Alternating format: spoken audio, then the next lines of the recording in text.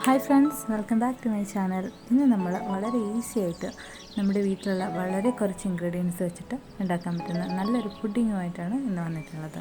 നല്ല ടേസ്റ്റിയാണ്, നല്ല യമ്മിയാണ്. അപ്പോൾ എല്ലാവരും ട്രൈ ചെയ്ത് നോക്കണം കേട്ടോ. അപ്പോൾ നമ്മുടെ ചാനൽ ആദ്യമായിട്ട് കാണുന്നവർ ഒന്ന് സബ്സ്ക്രൈബ് ചെയ്യണം, ലൈക്ക് ചെയ്യണം, ഷെയർ ചെയ്യണം, കമൻറ്റ് ചെയ്യണം. അങ്ങനെ ഒന്ന് സപ്പോർട്ട് ചെയ്തേക്കണേ. നമ്മൾ 2 ലെയറായിട്ടാണ് ഈ പുഡിങ് റെഡിയാക്കുന്നത്. അപ്പോൾ നമ്മുടെ ഈ സിമ്പിൾ പുഡിങ് എങ്ങനെയാണ് റെഡിയാക്കുന്നത് നോക്കാം. അപ്പോൾ ഒരു പാത്രത്തിലേക്ക് ഒരു 250 ml പാലെടുത്തിട്ടുണ്ട്. ഇതിലേക്ക് ഒരു 3 ടേബിൾ സ്പൂൺ റവ ചേർത്ത് കൊടുക്കുക.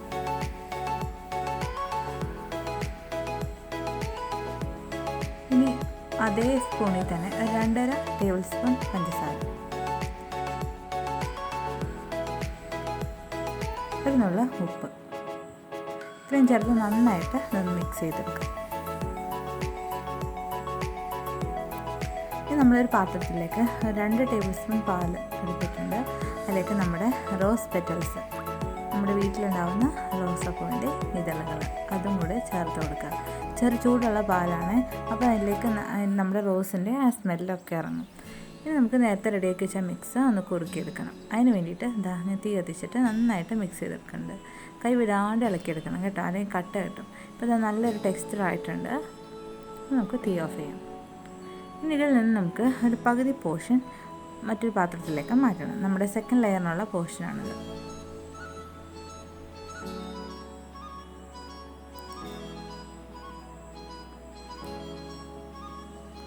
ഇനി നമ്മുടെ ഫസ്റ്റ് ലെയറിനുള്ള പോർഷനിൽ കുറച്ച് വാനില എസൻസും കൂടി ചേർത്തിട്ട് മിക്സ് ചെയ്ത് മാറ്റി വയ്ക്കുക. ഇനി സെക്കൻഡ് ലെയറിലേക്ക് വേണ്ടിയിട്ട് നമ്മൾ നേരത്തെ റോസ് പെറ്റൽസ് ഇട്ട് വെച്ച പാലും മാറ്റി വെച്ച അരവയുടെ കൂട്ടും കൂടെ മിക്സ് ചെയ്തിട്ട് ഒന്ന് അരച്ചെടുക്കുക.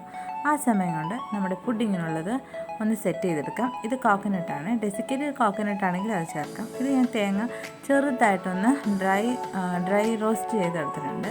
അധികം അങ്ങോട്ട് കളർ മാറേണ്ട, അത് ചെറുതായിട്ടൊന്ന് ഡ്രൈ റോസ്റ്റ് ചെയ്തെടുത്തിട്ടുണ്ട്. അതിലേക്ക് നമ്മുടെ ഫസ്റ്റ് ലെയറിനുള്ള റവയുടെ കൂട്ട് അതൊന്ന് ഇട്ട് കൊടുത്തിട്ട് ചെറുതായിട്ട് ഇങ്ങനെ ഒന്ന് പ്രസ് ചെയ്ത് കൊടുക്കുക. അപ്പോൾ രണ്ടും ഞാൻ സെറ്റ് ചെയ്ത് വെച്ചിട്ടുണ്ട്. ഇനി ഒന്ന് ഫ്രിഡ്ജിലേക്ക് വെച്ചിട്ടുണ്ട്. ഇനി അപ്പോഴേക്കും നമുക്ക് സെക്കൻഡ് ലെയർ റെഡിയാക്കാം.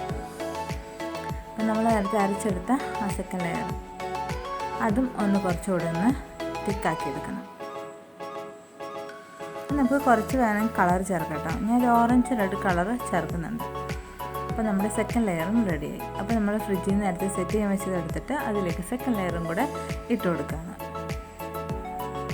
ഇതിലേക്ക് ബാക്കിയുള്ള കുറച്ച് കോക്കനട്ടും കൂടെ ഇട്ട് കൊടുക്കുക. ഇനിയിപ്പോൾ റോസ്റ്റ് ചെയ്തില്ലെങ്കിലും കുഴപ്പമൊന്നുമില്ല കേട്ടോ. കോക്കനട്ട് അങ്ങനെ ഒന്ന് ചേർത്താലും ടേസ്റ്റ് തന്നെയാണ്. ഇതിലേക്ക് കുറച്ച് നട്ട്സ് ചെറുതായിട്ടൊന്ന് കൈ കൊണ്ട് തന്നെ ഒന്ന് ഒടിച്ചിട്ട് അതും കൊടുക്കുക. ഇനി നമുക്ക് ഇത് മൂടി വെച്ച് ഒരു അരമണിക്കൂർ ഫ്രിഡ്ജിലേക്ക് വെക്കാം.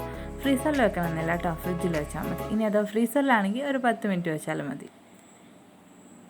അപ്പോൾ അതാ നമ്മൾ അരമണിക്കൂർ കഴിഞ്ഞപ്പോൾ നമ്മുടെ പുഡിങ്ങിനുള്ള സംഭവം എടുത്തിട്ടുണ്ട്. നല്ല അടിപൊളിയായിട്ട് കിട്ടിയിട്ടുണ്ട് കേട്ടോ.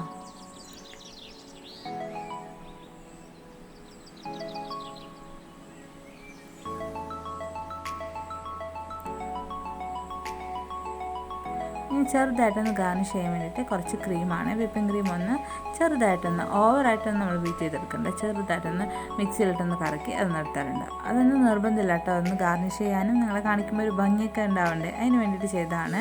ആ ക്രീം ഒന്നും ഇട്ടില്ലെങ്കിലും നല്ല ടേസ്റ്റിയാണ് കേട്ടോ നമ്മുടെ ഈ പുഡിങ്. അപ്പോൾ അതാ ഞാനൊന്ന് കോരി എടുക്കുകയാണ്. ആ അടിയിലത്തെ കോക്കനട്ടിൻ്റെ ലെയറും കൂടെ ചേർത്തിട്ടാണ് ഇങ്ങനെ കോരി എടുക്കാനായിട്ട്.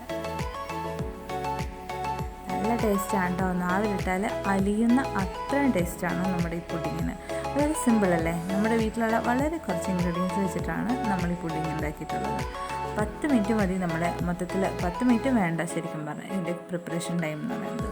പിന്നെ ഫ്രിഡ്ജിൽ വെക്കാനുള്ള ഒരു 10 മിനിറ്റ്, അത് നമ്മൾ ഫ്രീസറിലൊക്കെ ആണെങ്കിൽ 10 മിനിറ്റ് കൊണ്ട് നമ്മുടെ ഈ പുഡിങ് റെഡിയാക്കി കിട്ടും.